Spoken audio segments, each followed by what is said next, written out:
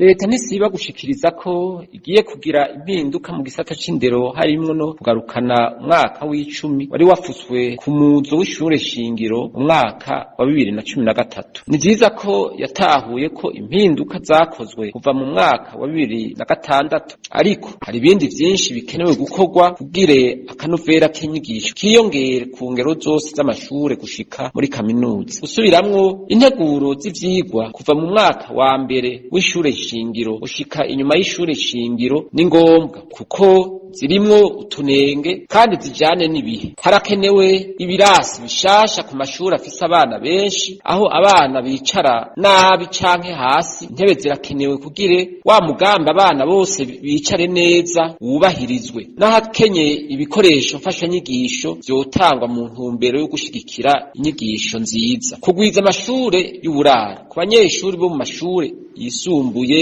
guhera mu mwaka w'indwi ni vyiza, ariko kwitaho kubafungurira no kubaraza neza ni nkenerwa.